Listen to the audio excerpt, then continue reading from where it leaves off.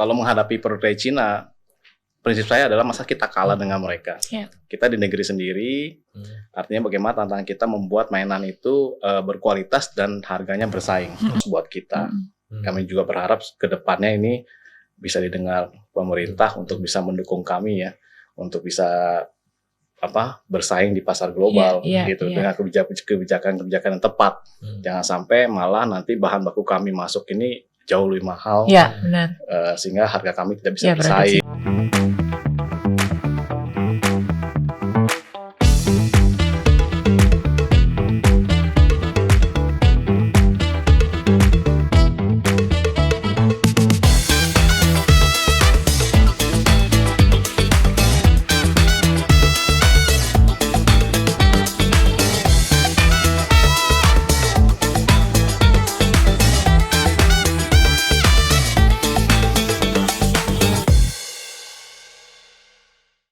Sobat Biskom, jumpa lagi di Biskom Podcast, tempat kita membahas tentang bisnis, kewirausahaan, komunikasi bersama saya, Katrini Natisarasia, pengajar di LSPR, Faculty of Business, yang selalu didampingi rekan dari SWA. Saya Fikri Rahman, redaktur majalah SWA, bagian dari SWA Media Group. Sebelum kita memperkenalkan tamu kita hari ini yang istimewa, jangan lupa ya like, comment, and subscribe. Like, comment, and subscribe biar makin seru, biar makin rame, biar makin banyak yang bisa mengikuti nih podcast. Bahas apa sih? Bahas bisnis dong. Ya, ngomong tentang bisnis apa yang kita bahas? Katanya ada yang menarik. Yang menarik dan beda nih. Hari ini kita kedatangan tamu-tamu kita sih selalu istimewa ya. Hari ini kita akan ngobrol selama 30 menit ke depan bersama Mas Haritio dari Sinar Harapan Plastik Toys, SHP Toys. Nah, Mas Vicky, paham nggak SHP Toys ini? Kalau kira-kira SHP Toys, kira-kira kita mau bahas produk apa nih? Aku sih tahunya PT Sinar Harapan Plastik, terus mereknya SHP Toys. Nah, tapi detailnya belum tahu nih. Gitu. Oke, selamat datang sekali lagi Mas Hari. Gitu, kita ngobrol-ngobrol ke depan SHP Toys yang kita tahu bahwa SHP, kita nyebutnya SHP atau SHP Toys? SHP boleh, SHP Toys pun ini boleh. Memproduksi mainan-mainan yang khusus dikendarai, benar nggak? Betul. Khusus dikendarai berbahan plastik. Nah, yang pusatnya produksinya ada di Jakarta Barat sejak tahun 1985. Boleh dong cerita-cerita sedikit dari 1985 sampai ke saat ini 2024. Dari mana mulainya, terus sudah sampai di mana ini, terus apakah ini Mas Hari sebagai generasi pertama, kedua, atau bagaimana, boleh di-share ke Sobat Biskom. Oke, baik. Terima kasih sebelumnya ya telah mengundang kami SHP Toys untuk di acara podcast ini ya. Cukup kami juga merasa cukup terhormat untuk bisa sampai di sini. Nah, SHP Toys ini berdiri sejak tahun 85, dimulai dari home industry ya. Home industry itu kita waktu itu membuat mainan yang ukurannya kecil. Jadi waktu itu semua serba manual, bahkan mesin-mesinnya itu masih mesin hand press ya. Kalau sekarang kan udah pakai injection dan sudah terkomputerisasi. Nah, waktu itu dimulai oleh ayah saya. Kakek saya sebelumnya memulai, kemudian ayah saya. Nah, di saat itu memang kami mulai belum mainan langsung, tapi baru mulai dari bikin keramik, gagal, keramik tehel itu, gagal, kemudian bikin permen, itu pun gagal, kemudian ke industri mainan. Nah, di mainan ini ternyata memang rezekinya di sana. Dan terus berlanjut etapan 85, kemudian dari mainan kecil kami terus berinovasi ya, sampai sekitar tahun 97 kami mulai membuat mainan yang bisa dikendarai. Jadi udah lebih besar lagi itu mainannya. Kenapa kami menuju ke arah sana? Karena kami melihat ada peluang di sana. Karena dulu impor mainan kecil dari China itu sangat deras gitu loh. Dan itu pengaruh banget terhadap penjualan kami. Jadi kami terus coba pikirkan apa sih yang mereka nggak bisa masuk. Ternyata mainan besar itu kan makan volume. Sehingga harga masuk mereka itu lebih mahal. Nah, kami kemudian merubah ke arah mainan besar. Nah, di sana ayah saya mulai menginvestasi mesin-mesin sebanyak 100-an mesin lah ya. Dulu masih pinjaman semuanya. Nah, kebetulan tahun 98 itu kan terjadi kerusuhan ya. Tapi di sana titik balik kita juga. Jadi ya di samping ada kesulitan juga ada peluang di sana. Di saat itu impor semua nggak ada yang bisa masuk. Jadi hanya kita yang bisa produksi di dalam negeri. Dan harga berapapun saat itu dibeli gitu loh. Dan di sana untungnya pinjaman pun dalam bentuk bukan dolar tapi rupiah. Nah itu ada untungnya. Tapi kalau pinjaman dalam dolar mungkin setengah mati gitu. Karena dolar kan naiknya sangat drastis ya. Nah itulah mungkin ya memang rezeki juga buat kami. Nah sejak saat itu kami terus berinovasi di mainan yang besar, makin lama makin besar. Dari yang manual dalam artian pakai kaki anak ya untuk push ya. Kemudian kami berinovasi lagi dengan elektrik, dengan baterai aki gitu, dengan komponen mesin-mesinnya. Nah sampai sekarang ini kami yang paling modern versi apa ya? Yang paling modern sekarang kami sistemnya kolaborasi dengan brand-brand otomotif ya. Contohnya kami kolaborasi dengan Toyota, Land Rover gitu untuk membuat mainan skala persis dengan aslinya. Nah, tapi bisa didudukin oleh anak-anak. Seperti itu inovasi yang kami lakukan saat ini. Dan dengan adanya kolaborasi ini, kami juga sekarang sudah ekspor mainan kami ke luar negeri juga. Kemana aja tuh? Amerika, Eropa, Australia. Nah, ini kenapa kita mengundang Mas Hari ini? Karena dia perusahaan mainan Indonesia yang bisa mengekspor dan mengembangkan sayap bisnis ke pasar global. Mari kita panggil Mas Hari. Kita gimana bisa ngekspornya sih Mas Hari? Itu kan bukannya di sana itu juga mereka punya banyak opsi dan mungkin lebih canggih. Gimana caranya bisa ini dari Indonesia loh, terus kemudian bisa nembus Australia, Amerika dan lain-lain. Nah awalnya ya kami kan melihat tuh bahwa di pasar lokal ini memang peluang masih besar. Cuma mimpi saya, karena saya melihat China itu begitu berkembang, kenapa? Karena mereka jualnya pasar global. Nah, saya melihat peluang itu. Dan lagi saat ini Amerika dengan China itu juga ada polusi yang membuat barang-barang dari China ke Amerika itu jatuhnya lebih mahal. Karena ada polusi yang menghambat barang-barang dari China. Nah, di situ saya juga melihat peluang ini. Makanya kami cepat-cepat mengejar peluang ini dengan men-switch kita punya target juga untuk pasar global. Seperti itu sih. Gitu. Dengan kendala yang masih cukup banyak sebenarnya. Tapi jalanin dulu jalanin dulu lah. Hajar dulu. Kayak gitu. Kendala apa tuh Mas Hari? Ekspor. Saya ekspor sebelum COVID ya. Kita udah mulai sebelum COVID. Nah, setelah COVID itu kami agak terkendala karena mahalnya ongkos kirim waktu itu. Tapi ya tetap peluang di dalam negeri tetap ada. Saat COVID malah di dalam negeri penjualannya bagus gitu loh. Ini tuh yang menariknya buat saya gitu kan ya.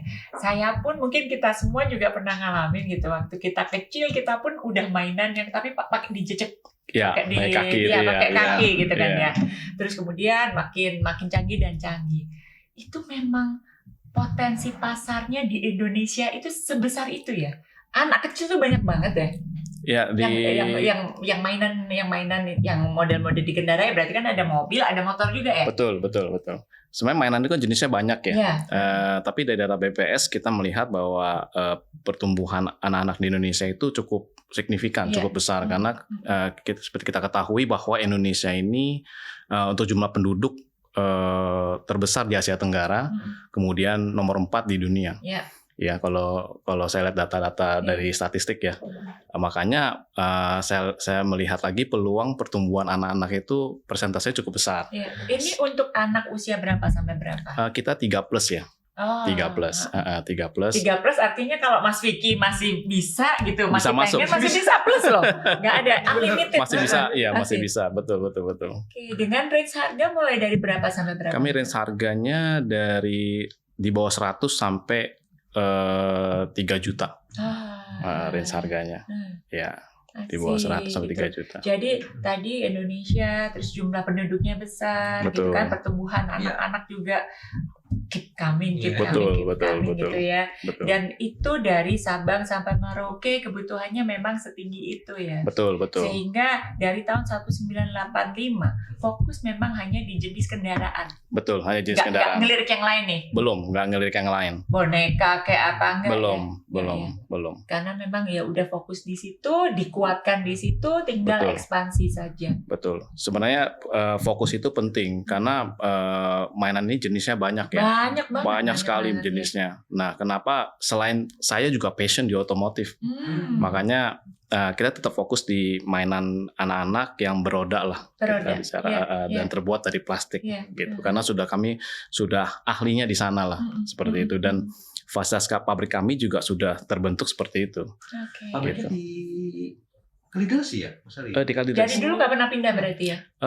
Ada dari home industry, kami kan dari rumahan ya dulu ya, dari rumahan di Jakarta Utara kemudian pindah ke Jakarta Barat. Nah, Jakarta Barat bentuknya sudah seperti pabrik lah ya. Workshop gitu ya. Nah, kemudian dari Jakarta Barat ada pindah lagi Jakarta Barat. Itu kapasitasnya lebih besar lagi. Dan terus kamu beli juga di daerah Kendal. Daerah Kendal, di sana juga pabriknya. Kendal Jawa Tengah. Betul. Makin menambah lini produksi ya. Iya. Nah, produknya seperti apa? Tadi sampai lupa disampaikan. Ada nih. Nanti bisa disisipkan nih produknya seperti apa. Terus kemudian supaya dapat gambaran. Jangan kita itu selama ini sudah pakai. Jangan. Gitu. Tapi kita nggak tahu bahwa ini produksi dari SHP Toys gitu. Nah, yang jadi kebanggaan tadi ya, Mas Vicky gitu, produksi Indonesia gitu kan ya, bersaingnya dengan produk Cina gimana tuh Mas? Kan kita tahu ya kalau produk Cina ya udah persepsi orang lebih murah udah. Iya gitu. Betul. Nah itulah tantangannya ya kan. Kalau menghadapi produk Cina, prinsip saya adalah masa kita kalah dengan mereka. Kita di negeri sendiri, artinya bagaimana tantangan kita membuat mainan itu berkualitas dan harganya bersaing. Saya nggak bilang lebih murah, tapi bersaing gitu. Nah, tentunya karena kami sudah punya fasilitas di pabrik kami, dan mereka harus mengimpor barang jadi di situ, dan ditambah lagi regulasi SNI yang membantu kami juga untuk bersaing dengan produk dari China. Masalahnya bukan di situ. Masalah adalah bagaimana kita bersaing di pasar global dengan produk dari Cina. Itu dia. Nah, di saat kita pameran di luar negeri, itu yang selalu kita ditanyakan adalah bagaimana harga kamu berbanding dengan harga dari China. Gitu. Itu dari negara manapun pertanyaannya. Betul. Gitu ya. Karena kita ketahui bahwa China adalah manufaktur dunia untuk mainan. Ya, seluruh dunia itu hampir sekitar 90% kita bilang itu supply dari China. Sampai saat ini. Karena kami juga pernah disajikan data oleh pihak Walmart ya, bahwa memang penjualan di sana dikuasai oleh China. Gitu. Tapi karena memang ada polusi tadi yang saya bicara di awal, polusi itu, makanya store-store yang ada di Amerika, Eropa sudah mulai melirik Indonesia sebagai basis produksi. Tadinya di Vietnam, dari Vietnam pun sudah kena polusi dari Amerika, kemudian sekarang ada peluang ke Indonesia. Nah, saya sedang mempersiapkan untuk mengambil peluang ini. Dan kebetulan kita sudah mulai sebelum COVID, sehingga sekarang kami lebih mudah lah ya, lebih mudah untuk bisa masuk ke pasar global melalui pameran, melalui kolaborasi dengan partner kami di luar. Sampai saat ini tahun ini pun ekspor kami meningkat cukup pesat, gitu. Artinya mereka bisa menerima menerima harga dan kualitas dari produk kami, gitu. Emang apa yang diminati oleh pembeli dari luar negeri sih? Apa kelebihannya mungkin ya? Itu apa?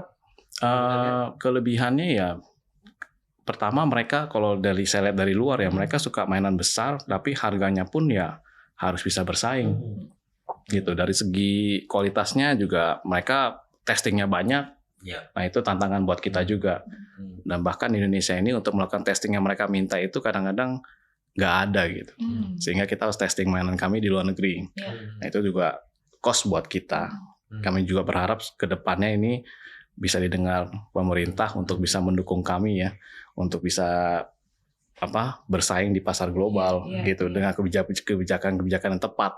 Jangan sampai malah nanti bahan baku kami masuk ini jauh lebih mahal, sehingga harga kami tidak bisa bersaing gitu.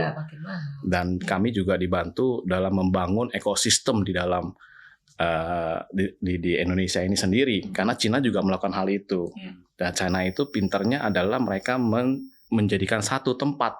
Jadi di antara home industry kecil ini mensupport perusahaan besarnya nih. Nah, kita juga harus melakukan hal itu. Artinya apa? Contoh spare part. Kalau bisa dibuat di Indonesia, kenapa kita harus impor? Benar. Gitu. Nah, masalahnya sekarang adalah harga impor itu masih jauh lebih murah dibandingkan dibuat di dalam negeri. Itu satu permasalahan lagi buat kami. Tapi saya yakin sih, saat ini pun saya juga udah berusaha melakukan kolaborasi MOU dengan produk-produk lokal ya. Contoh besi-besinya kita ambil di lokal. Walaupun lebih mahal, tapi kami yakin kualitasnya lebih bagus dan kami tetap bertahan belanja di dalam negeri. Kemudian untuk bahan-bahan karetnya kami juga berkolaborasi dengan China ya. China untuk masuk ke dalam negeri untuk produksi di sini untuk mensupport kami ke pasar global gitu. Karena Amerika sendiri nantinya akan meminta namanya COO, artinya originnya dari mana nih, dan TKDN kita tercapai nggak gitu. Kalau TKDN tercapai, artinya mereka biaya masuk di sana akan nol. Tapi kalau tidak tercapai, akan sama dengan China nanti. Dianggap hanya transfer dari China ke Indonesia, kemudian ke Amerika. Nah itu tantangannya juga. Oke, Sobat Diskom, seru nih gitu, hal baru kita belajar tentang bagaimana sih industri mainan gitu kan ya, berbahan plastik bisa bersaing di pasar global. Tapi kita break dulu ya, setelah itu kita akan kembali dengan obrolan yang gak kalah seru.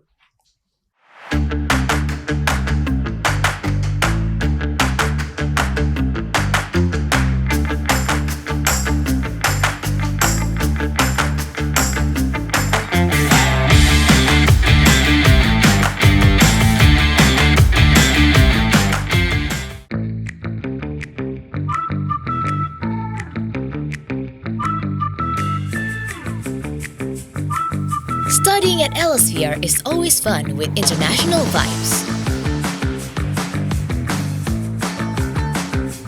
Studying at Elsevier is always creative.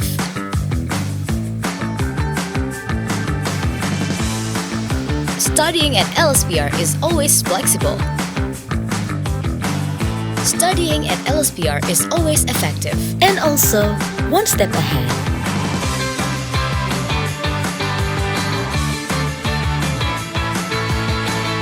But it doesn't stop here. Studying at LSPR leads to a bright future.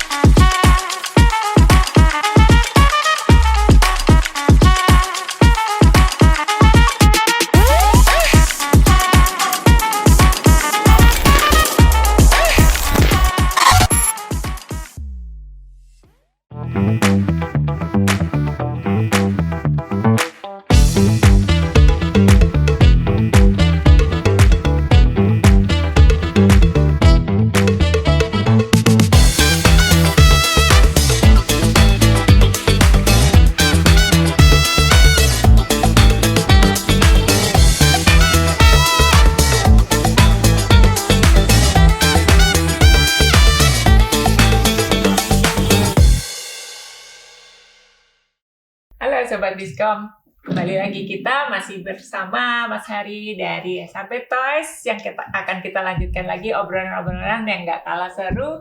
Tapi kali ini di segmen ini kita pengen membahas nih Mas Hari tentang ini kan tadi sempat cerita bahwa mulai dari kakek, terus kemudian dari ayah, kemudian ke Mas Hari, berarti ini kan suatu kewirausahaan yang diturunkan gitu. Melihat fenomena ini dan melihat apakah semudah itukah dari proses menurunkan itu ke generasi berikutnya, itu bisa nggak sih di-share ke kami? Iya. Ini cukup seru ya kalau kita ngomongin antar generasi. Banyak orang yang bilang bahwa turun generasi ke generasi berikutnya perusahaan akan hancur seperti itu. Iya, banyak anggapan seperti itu. Banyak anggapan seperti itu. Ya, tapi satu lagi ya hal yang buat saya ini sampai sekarang kenapa saya bisa jalankan perusahaannya adalah karena ayah saya begitu memberi saya kesempatan yang cukup besar.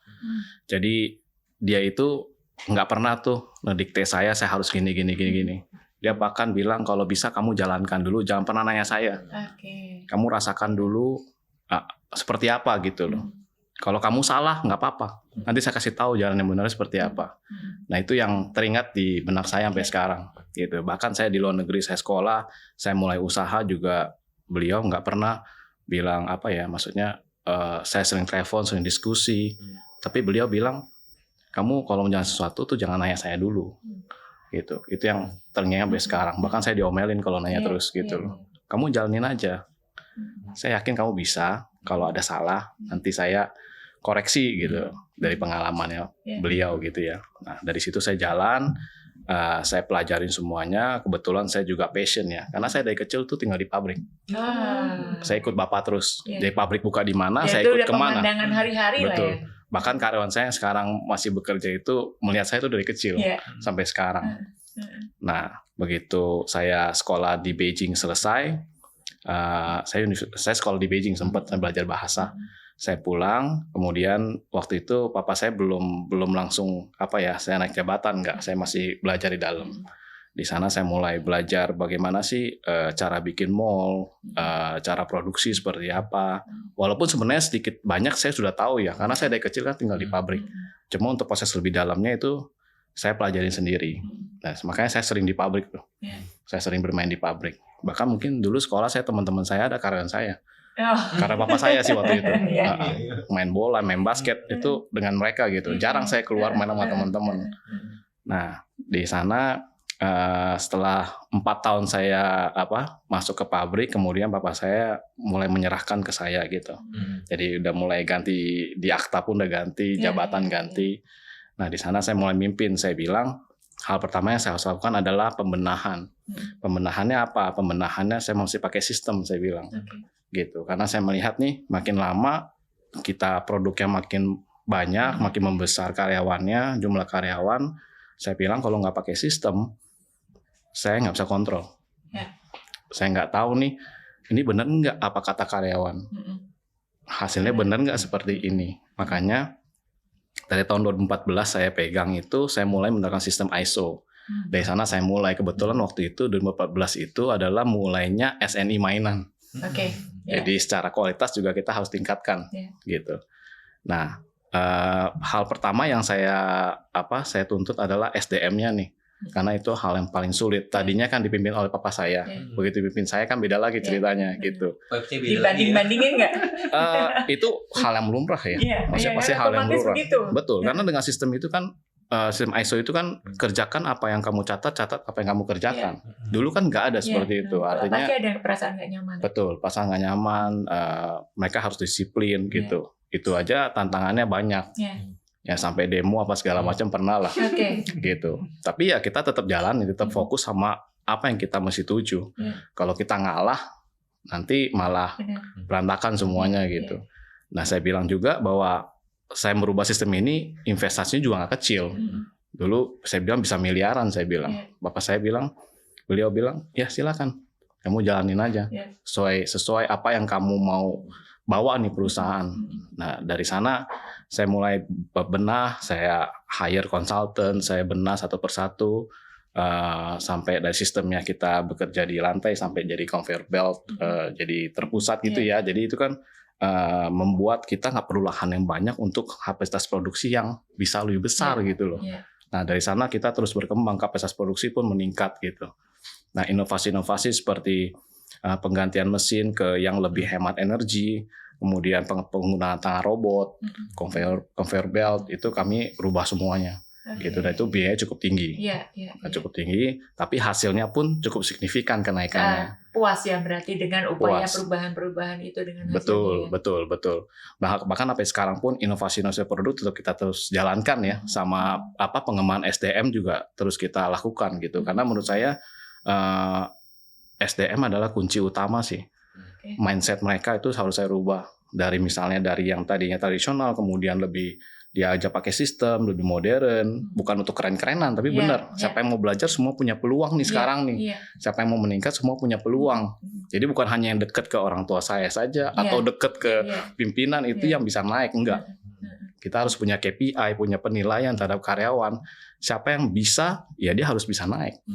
Bukan tergantung dari waktu lama bekerja. Kan banyak nih karyawan lama pasti saya udah lama bekerja di sini, saya harus lebih misalnya gitu. Sekarang udah nggak bisa. Semua sesuai apa sumbangsi kamu terhadap perusahaan dan semua dinilai gitu. Menurut saya kebayang nggak sih, maksudnya transisi ini berarti ya challenging dong. Gitu. Sangat challenging. Maksudnya ada resistensi pasti dibandingin dulu waktu zaman Bapak, gitu kan. Betul. Beda banget dengan zaman sekarang gitu. Betul. Itu berarti pendekatan leadershipnya lebih seperti apa tuh Mas? Pertama beliau selalu mengajarkan bahwa tetap kekeluargaan ya, kekeluargaan. Tetap itu yang dipegang ya. Betul, kekeluargaan, tapi juga harus tegas gitu. Artinya apa yang sudah kamu terapkan, SOP-nya maupun aturannya ya kamu mesti tegakkan, kamu mesti jalankan itu. Kalau enggak, ya kamu tidak akan pernah dianggap sebagai leader yang baik. Karena gimana pun kami sebagai leader ya, kita bisa menilai orang tuh subjektif gitu loh. Tapi gimana caranya kita bisa menilai orang itu objektif, itu paling penting. Gitu. Dan itu kita terus belajar. Nggak mungkin kita sebagai leader itu hanya di satu titik doang stop, tapi kita juga terus belajar. Karena kita menuntut mereka juga belajar, kita juga harus lebih belajar, lebih tahu lagi gitu. Nah, saya ajak mereka sama-sama belajar lah kita. Gitu loh. Makanya SDM ini penting, apalagi nanti transisi untuk kita masuk ke pasar global ini juga penting nih. SDM mindsetnya beda lagi nih sekarang. Mereka harus lebih terhadap kualitas ya. Dulu misalnya, ini ada gini defect dikit, masih bisa terima. Sekarang nggak bisa. Tapi bagaimana kamu bisa defect nih kalau terusan ada, kita kan rugi nih. Berarti harus apa nih? Kualitasnya harus dari ujung, dari hulu ke hilir itu kamu harus jaga. Gitu. Nah itu mindset itulah yang kita terus kasih tahu ke SDM, terus kita ajarkan ke SDM kita. Karena menurut saya manusia ya, itu sangat sulit karena mereka punya pikiran yang bermacam-macam pikiran gitu. Betul. Dan saya dengan sistem kekeluargaan, dengan sistem yang diterapkan yang ada sistem modern ini, saya rasa ini adalah tonggak ya yang mendorong kita, mensupport kita untuk bisa terus maju. Menurut saya itu sih. Sampai sekarang udah total berapa karyawannya? Total ada 600. Ada 600. Itu di 600. Jakarta termasuk juga yang di Kendal. Yang di Kendal. Betul. Di Kendal bikin mobil yang sama. Betul di Kendal. Dia pelabuhan ya, dia untuk ekspor. Dia tujuan utamanya memang untuk ekspor ya. Karena di Kendal itu daerah khusus kan, kawasan ekonomi khusus KEK dan di sana nanti untuk ekspor itu lebih baik karena semua perpajakan apa itu semua ditangguhkan. Jadi lebih mudah lah untuk ekspor gitu loh. Dan di sini tempat ini juga peluang kami untuk berkolaborasi dengan perusahaan-perusahaan dari China. Nah, kami menangkap peluang itu juga nanti. Udah disiapin ya. Udah disiapin. SDM-nya juga udah disiapin. Betul. Biasanya banyak ide dan gagasan. Nah, ide dan gagasan dari karyawan ini apa sih yang terrefleksikan ke mainannya SAP itu sih, Miss? Masih ada ya, Mas Ari, inovasi produk yang dihasilkan oleh karyawan? R&D-nya nih misalnya. R&D-nya itu biasa kami melihat dari pasar ya. Kami melihat pasar global. Sekarang mereka tuh maunya apa? Contohnya seperti pasar Amazon ya. Amazon yang di Amerika itu. Mereka tuh lebih memilih produk-produk yang mereka punya aturan, ukuran. Kenapa? Karena ongkos kirimnya mahal. Nah, kami bagaimana caranya mainan ini bisa dudukin anak-anak, tapi ukurannya itu masih bisa memenuhi regulasi dari Amazon tersebut. Ini sangat penting nih, karena semua perusahaan China sedang berlomba-lomba untuk membuat desain ukurannya bisa masuk, tapi kapasitas duduknya juga cukup buat anak-anak. Iya, masih nyaman untuk anak-anak. Ukuran tubuh orang bule lah kita bicara ya. Nah, ini tantangan juga. Dan bagaimana untuk mengisi satu kontainer 40 feet itu bisa lebih banyak kapasitasnya. Itu juga tantangan. Makanya desain ini R&D ini sangat penting. Bagaimana kami membuat mainan ini bisa memenuhi keinginan dari si customer gitu. Karena Amazon ini pemesannya cukup banyak gitu untuk Amerika. Ya, tim R&D sendiri latar belakang pendidikannya apa nih kalau boleh tahu? Sehingga bisa catch up dengan apa tren global, terus kemudian mengikuti juga aturan-aturan gitu. Kalau di tim desain kami itu ada dari sekolah desain, sekolah teknik mesin, dan kami juga bukan hanya terbatas sama desainer kita secara lokal. Kami kolaborasi juga dengan China. Gitu, jadi saling lah ya. Ini ada kelebihan apa, sana kelebihan apa. Ada sebagian molding yang dibuat di Indonesia, ada sebagian molding yang dibuat di China. Karena kami punya kapasitas untuk bikin molding juga gitu. Nah, sepanjang ini Mas Hari in charge di sini, produk yang paling booming, salesnya hits. Kalau saya bilang saya punya produk yang bertahan puluhan tahun. Apa tuh? Ada mainan namanya SMJ itu. SMJ itu mainan Jeep ya. Iya. Itu bertahan puluhan tahun. Sampai sekarang masih. Itu kenapa? Karena disukain aja gitu ya. Saya mungkin desainnya kan kalau di Indonesia suka yang kayak jenis Jeep ya. Dan dia produknya kuat gitu, tahan banting gitu. Dipakai di jalanan rusak pun, karena Indonesia sebagian besar jalanannya ya berkerikil gitu ya, gelombang ya. Dan itu kuat gitu loh. Mungkin itu kali yang disukai gitu loh. Walaupun sudah ditiru banyak company, ditiru company lain, sampai ada 7 perusahaan meniru desain seperti itu, tetap aja penjualan kami tetap baik gitu sampai saat ini. Anak pada suka ya? Iya, pada suka gitu. Mungkin juga brandingnya juga ini ya diterima masyarakat bahwa kita tahu bahwa SAP selalu membuat mainan yang berkualitas gitu. Oh, jadi konsumen tuh udah ini ya, udah enggak. Nah, selain branding, berarti juga pemasarannya diperluas ya, jangan ke Toys Kingdom atau tempat lain. Itu untuk masuk ke modern market ya. Kita mulai dari Toys Kingdom dulu. Karena tadinya kami kan di tradisionalnya cukup kuat ya, tradisional. Nah, karena kami sudah mulai ekspor, kenapa enggak kita masuk ke modern market gitu. Karena produk kami diterima di pasar luar gitu. Tentu modern market bukan hal yang sulit ya buat kami untuk masuk ke modern market di Indonesia gitu. Gitu sih. Kalau penjualan melalui e-commerce juga? E-commerce juga kita ada. Itu lumayan juga? Lumayan. Atau orang masih harus, kalau penjualan gini masih harus lihat shape, masih harus ngerasain, masih harus tes dulu, enggak? Gini ya, karena kan zaman ini semua main ke e-commerce. Kami juga harus mengikuti. Makanya kami juga harus bisa beradaptasi nih. Saya nggak bilang offline atau online mana yang lebih baik. Dua-duanya baik menurut saya. Gitu loh. Cuman karena zamannya sekarang baik e-commerce, kami juga harus ikut. Kita harus karena dunia ini kan cepat berubah nih, sangat dinamis. Apalagi sekarang ya, sangat kencang sekali gitu perubahannya. Ya kita harus bisa nge-swift ya, kita bisa ngikutin gerakan ini gitu loh. Kalau kita nggak ngikutin, nggak inovasi ya kita pasti ketinggalan. Ya dengan e-commerce berarti kan deskripsi tentang spesifikasi harus lebih jelas, dimensi yang kayak gitu. Jadi orang bisa ngebayangin, oh anakku kegedean nggak buat di sini, Mas Vicky kegedean nggak buat naik mobil Jeep tadi. Ya by the way, mobil dan ada motor juga ada ya? Ada motor, ada motor. Dan motornya SAP itu memberikan layanan penjual. Ini apakah penyuka otomotif jadi tahu ya, jadi tahu kan ya PR-nya barang-barang kayak gini. Emang ada Mas Hari gitu ya? Kita punya layanan penjual. Kenapa? Karena ini saya mau ngelawan barang impor. Kenapa? Kalau impor penjual pasti nggak ada. Gitu ya. Pasti spare part-nya lama. Saya mau bilang bahwa mainan kita ini buatan dalam negeri. Jadi kamu beli mainan saya, nggak usah khawatir, spare part-nya tetap tersedia gitu. Dan saya bertanggung jawab terhadap mainan saya. Makanya membuat konsumen tuh lebih nyaman, aman beli mainan yang hasil produksi dalam negeri. Gitu loh. Itu membuat pembeda antara barang impor dengan barang dalam negeri. Termasuk sudah dipikirin, jadi bukannya kalau rusak udah nggak bisa dipakai. Betul. Gitu kan? Masih bisa. Masih bisa, betul. Jual, gitu. Betul. Emang dibeli apa biasanya konsumen? Akinya atau ya, ada pedalnya gitu ya? Mungkin ada akinya, ada gearboxnya. Tapi karena kita buat barang yang cukup berkualitas ya, yang berkualitas artinya bertahan. Ya pernah jualnya juga nggak gitu sibuk ya. Gitu. Tapi ada ya gitu. Tapi ada, pasti ada. Pasti ada, iya. Menarik juga Mas Kevin, jadi kan konsumen anak-anak itu menyukai SAP itu karena ada yang kayak gini sama kuat gitu ya daya tahannya ya. Kayak mobil Jeep tadi ya. Betul. Kami ini punya saya punya misi bahwa kita tuh nggak hanya jual mainan, tapi kita jual experience ya, pengalaman yang seru bermain gitu loh. Kalau kita pikirin hanya jual mainan, ya kita jual aja, yang penting untung gitu. Iya. Contohnya kita ada inovasi produk namanya mobil drift ya. Oh, yang kayak Fast and Furious itu ya. Gimana tuh? Respon pasar gimana tuh? Karena nih mainan eksklusif karena harganya juga cukup tinggi. Tentu penjualannya tidak bisa seperti harga yang murah ya. Tapi di sana kami mau menampilkan bahwa dalam negeri ini mampu menampilkan teknologi drift gitu loh. Di mana di Indonesia belum ada.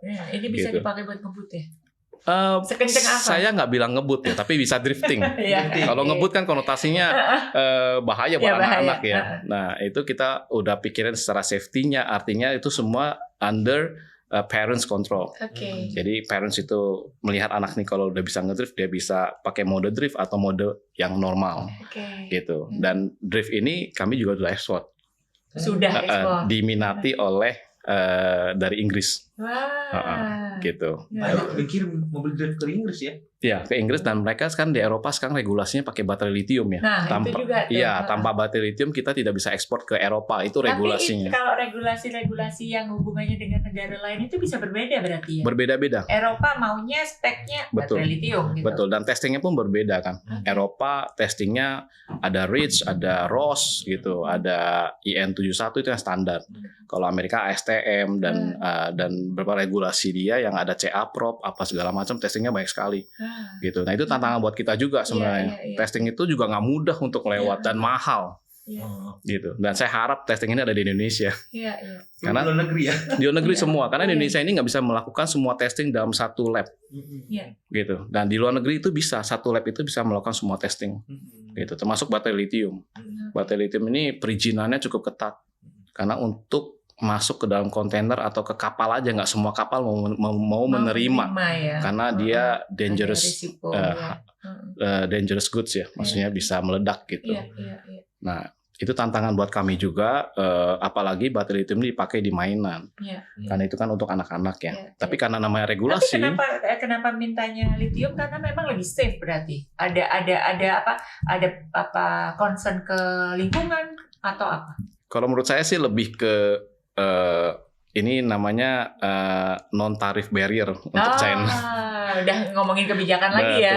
Betul. Kenapa mereka merubah ke litium itu gitu tadi, loh? Saya tuh nggak kebayangin ya. Ini tuh mainan hanya tapi ya hanyanya dalam tanda petik, tapi yang harus dipelajarin Mas Hari itu luar biasa loh, karena itu tadi kan udah masuk ke pasar global, setiap negara punya kebijakan yang berbeda, termasuk juga detail-detailnya seperti itu gitu. Betul. Antisipasinya luar biasa di timnya pasti. Betul, kami sudah siapkan sih jauh-jauh hari, karena saya yakin nih pasar lokal sendiri pun akan penuh gitu, kuenya segitu.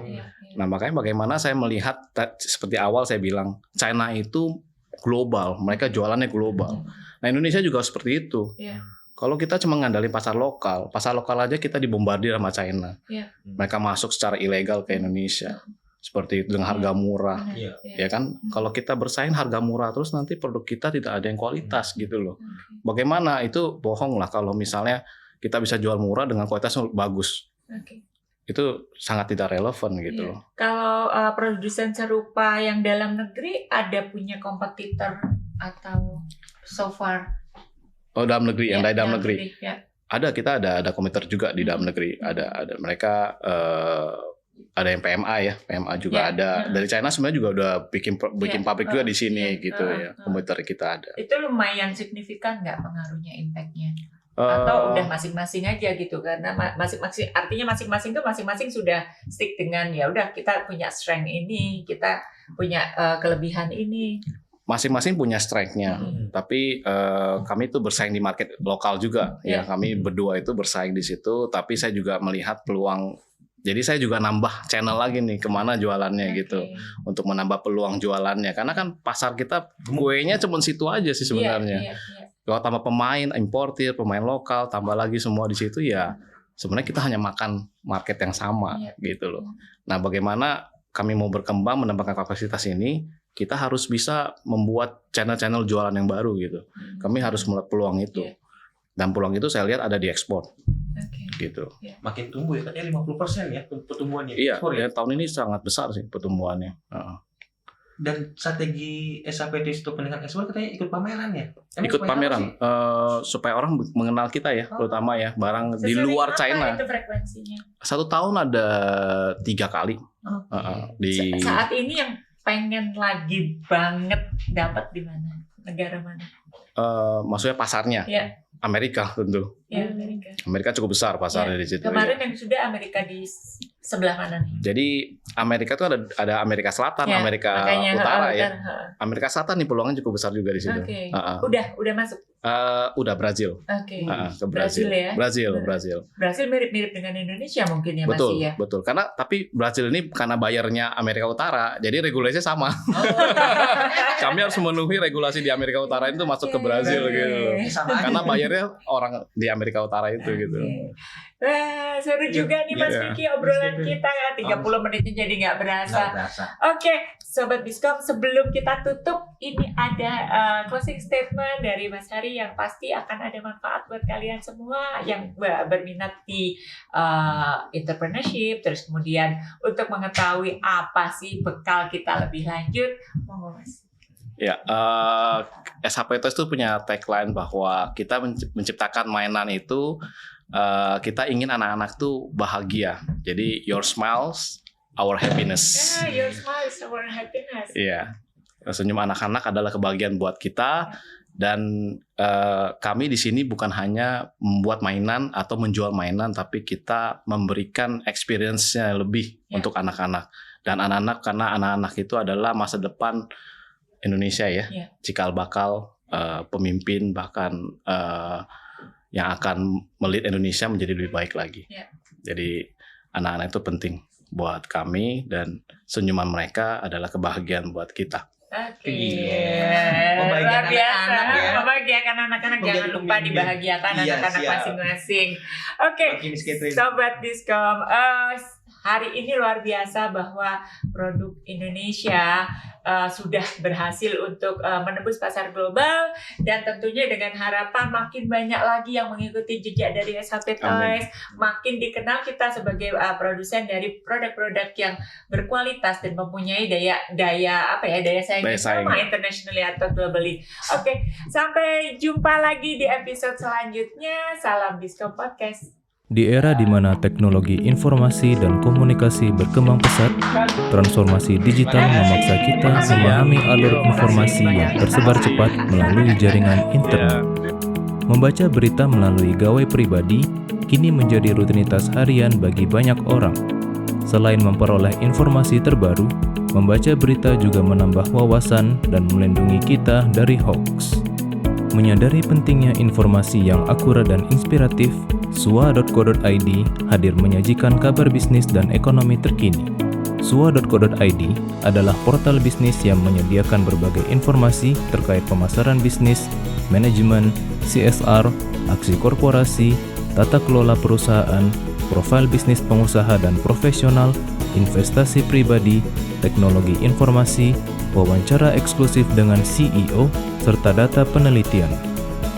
Kami tidak hanya menyajikan berita terkini, tetapi juga pembelajaran dari para pebisnis sukses, kisah perusahaan yang menginspirasi, strategi manajemen, pemasaran efektif, penciptaan kesuksesan bisnis, kewirausahaan, pengembangan karir, dan cerita sukses anak muda dalam berbisnis. Sua.co.id hadir di berbagai platform. Anda dapat mengunduh aplikasi kami di Google Play Store dan mengikuti kami di media sosial @swa-media-inc seperti Instagram, LinkedIn, X, dan Facebook. Saatnya menginspirasi orang lain dengan kesuksesan bisnis Anda melalui platform kami. Kunjungi sua.co.id dan temukan informasi bisnis yang inspiratif setiap harinya.